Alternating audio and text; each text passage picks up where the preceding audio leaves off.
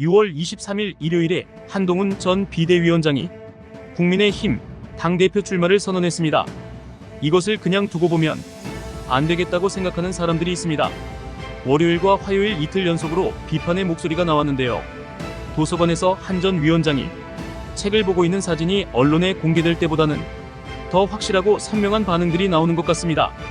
지난 이야기지만 공인이 도서관에서 그렇게 책을 읽으면 주위 사람들에게 피해를 주는 거 아닌가요?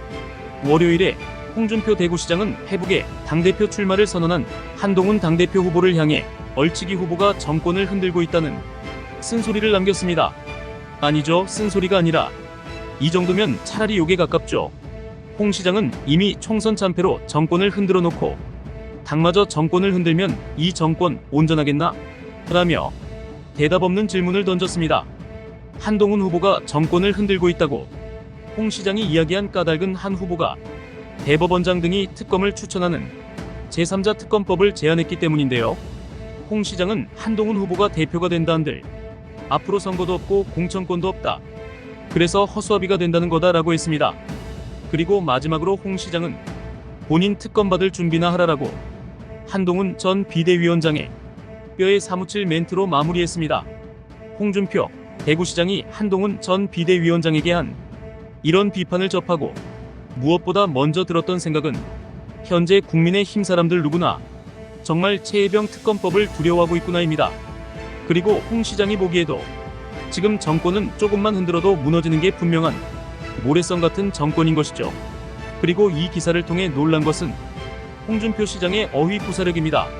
얼치기 후보, 허수아비, 본인 특검, 이렇게 한번 들으면 쉽게 머리에서 떠나지 않을 멘트들로 한동훈 후보를 공격하는 동시에 페북을 보는 사람들에게 한동훈은 이런 사람이야 라고 정의를 내려주는 것이죠. 하지만 정권을 흔들지 말라는 충고 같은 멘트는 아직 홍준표 시장이 이 정권을 걱정하거나 두려워하고 있다는 느낌을 주었습니다. 한동훈 후보가 제안한 제3자 특검법에 흥분한 사람은 홍 시장만이 아닙니다. 한동훈 후보는 23일 출마를 선언하며 진실규명을 위한 특검을 국민의힘이 나서서 추진해야 한다고 했습니다. 민주당에 끌려다니지 말자는 의미겠죠. 그리고 민주당이 특검을 추천하는 것이 아니라 대법원장이 추천하는 특검법으로 민심을 흡수해 민주당을 공경에 몰아넣자고 했는데요. 자신이 주장하는 독특한 특검법이 실효성이 얼마나 있는지도 잘 느껴지지 않는데 민주당을 공경에 몰아넣자는 주장은 더 피부에 와닿지를 않습니다. 하지만 이 주장이 피부에 와닿은 이들이 있었습니다. 바로 대통령실 사람들인데요. 24일 뉴시스에서 대통령실 관계자와 인터뷰를 했는데요. 그 관계자는 특검을 수용하겠다고 선언한 한동훈 전 위원장을 반윤 수준을 넘어선 저륜이라고 했습니다.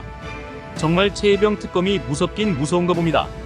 특검은 시작도 안 했는데 그냥 특검을 받아들이자는 말조차 무서운 겁니다. 특검을 거부하는 자가 범인이라고 윤 대통령이 하지 않았습니까? 이렇게 자꾸 특검 이야기만 나와도 경기를 일으키면 누가 봐도 내가 범인이요라고 외치는 것 같지 않습니까? 의외로 속을 못 숨기네요. 임경빈 작가는 강성범TV에서 윤석열과 한동훈의 말과 행동은 일반적인 정치 문법에 맞지 않는다고 했죠. 일반적인 정치 문법으로 보면 아무것도 아닌걸. 지들끼리 반윤이네, 큰일 났네라고 호들갑 떠는 모습이 소심하고 쪼잔해 보인다고 했죠. 그런데 이제 지들끼리 저륜까지 갔습니다. 이제 특검을 받아야 한다는 말만 해도 관계가 끊어졌다고 합니다. 윤석열 대통령과 대통령실이 세상에서 가장 무서운 말은 바로 최혜병 특검입니다. 그 무서운 최혜병 특검이 윤석열 대통령에게 다가가고 있습니다.